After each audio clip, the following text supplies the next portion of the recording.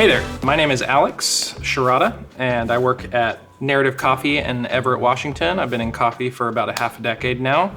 I'm here at Seattle Coffee Gear, and we're gonna walk through what dialing in kind of looks like at home for you, and I'll kind of give you some ideas of how I like to approach coffee with whatever machine or grinder or coffee that I'm using.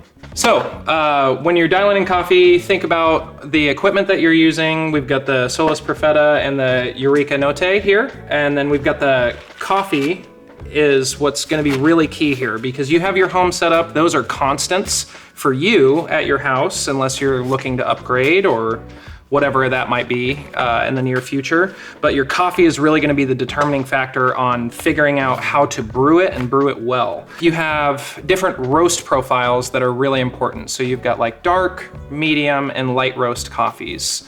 And coffees that are roasted longer, so that are going to be more developed on the darker side, are going to be easier to extract. So that just means that when the water is going through the coffee in the machine, that it's going to be easier for the water to pull out the things that you want out of it, the darker the coffee is. And inversely, the lighter the coffee is, it's going to be slightly more difficult to pull all of the things that you want out of the coffee. So that's kind of a conversation around solubility. Darker coffee is more soluble in water, lighter coffee is less soluble in water. And thinking about those things are gonna help you approach what you're doing here. But I'd recommend having your espresso machine just set right around 200, maybe all the way down to 195. The lower the temperature, the less it's going to extract. So lower temperatures in that kind of 5-degree range are going to work better for dark roast coffees, and up towards that 200 end is going to be working really well for lighter roasted coffees. Briefly, let's talk about extraction and what that even means. Extraction just means stuff that you are taking out of the coffee.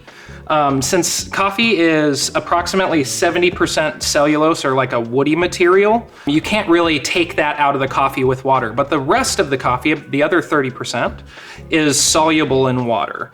But you don't want all of that. And the reason you don't want all of that is because it's going to start to taste really unpleasant if you push it really far. That's kind of the idea most basically around extraction, is you want to get all the good stuff out, and you want to kind of like leave behind the things that are unpleasant to you. As I mentioned, darker coffee is going to get those things out of there quicker, and lighter coffee, it's going to take a little bit more. So depending on what you're working with, if you need to take more out of the coffee, you can either grind finer or use more water. Grinding finer is going to allow you to brew the coffee for a little bit longer, because the water is going to take a little bit more time to pass through it. And coarser coffee, the water is going to move through it a little more quickly. So if you find that your coffee is not sweet enough, it doesn't have that bitterness that you're kind of looking for in the finish, grind just a bit finer.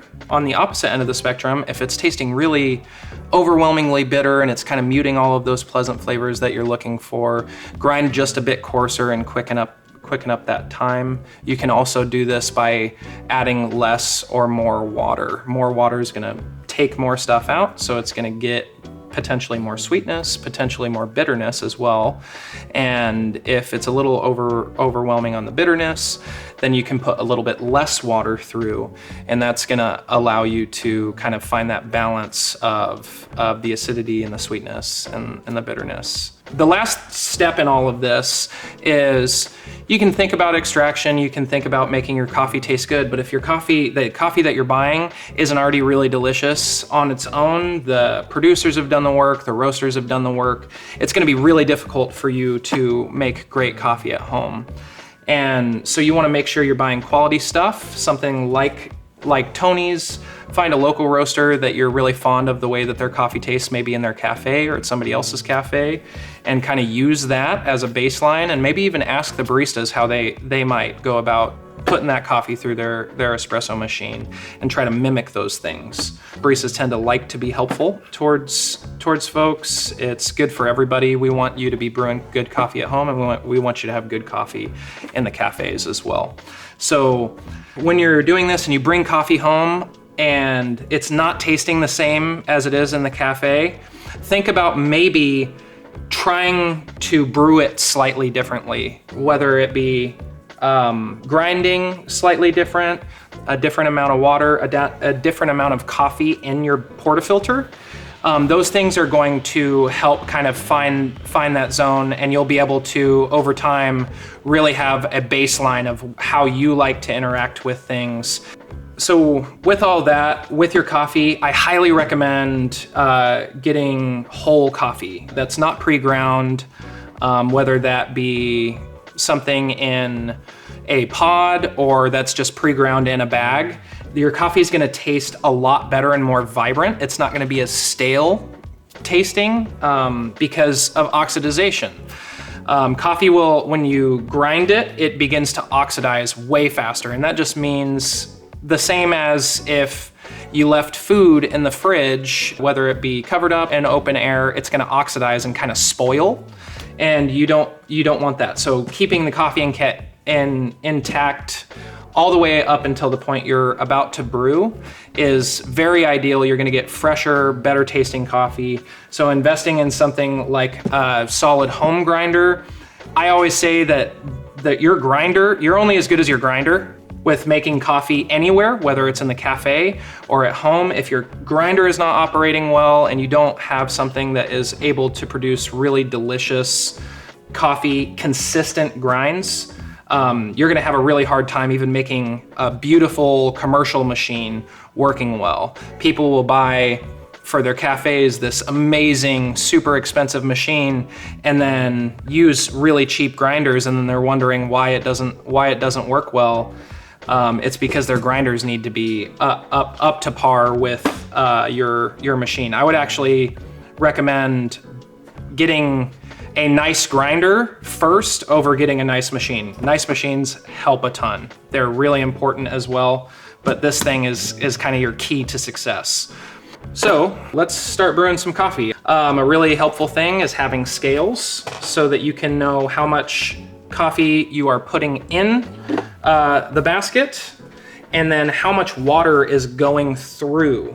And you can use, these are really nice Acaia scales. They're great. I think if you're making a ton of coffee at home, they are very worthwhile purchasing.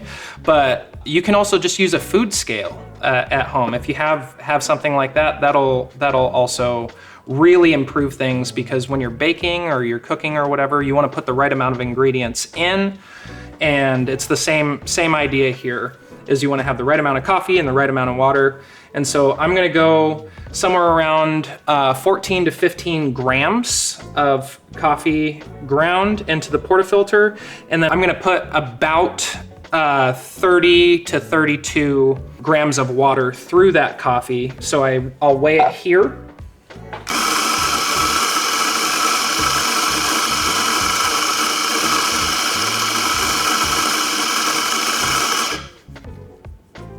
Once again, you just want to make sure you have the right amount of coffee, whatever you are preferring at the time. Give it a good squish. Make sure it stops. The puck has integrity at that point, which is good for you and for your coffee. And then go ahead and brew. So again, you want to think about the amount of time that this is taking. It's going to really help you have a better understanding of kind of where to go in each direction as far as your brew is concerned. If you need more time, if you need less time, more water, less water, kind of keeping track of that. Have fun with it. Grab a notebook, figure out what kind of parameters were your favorite brew that you've made, and try to hit that. All right, so we've got about somewhere right around 31 grams in just about 29 seconds, which for this was tasting really delicious earlier. But every coffee is gonna be different. So those numbers are good to keep track of for you at home. with whatever coffee that you're using. So give it a taste. That's delicious. Ultimately, you're brewing coffee at home, so if you taste it and you're wanting to have an espresso and you're not super fond of how it tastes, maybe it is a little on the bitter side, add some milk in there. Put some milk in, make a cappuccino, make a latte, because that milk carries with it a lot of sweetness and it's gonna help balance things out. So if you would have brewed this exactly perfectly and it was super sweet and delicious, you're gonna be getting more of that experience, because sweetness and bitterness actually play really well together. So that's why coffee and milk are really good friends, because you can kind of use them to balance out one another. Thanks so much for watching this video. I hope that it was useful to you. And if anything was confusing, or you want more things broken down, or you're having very particular troubles with your coffee at home, let us know down below. Comment kind of your troubles and maybe we can troubleshoot it together in the future. So thank you so much for watching. Again, my name is Alex. I'm here with Seattle Coffee Gear. If you're local to our general area, come see me up in Everett at Narrative Coffee. I would love to talk more with you and get to know you a little bit better. But until then, you have a great day, and hope that coffee you're brewing is better tomorrow than it was this morning.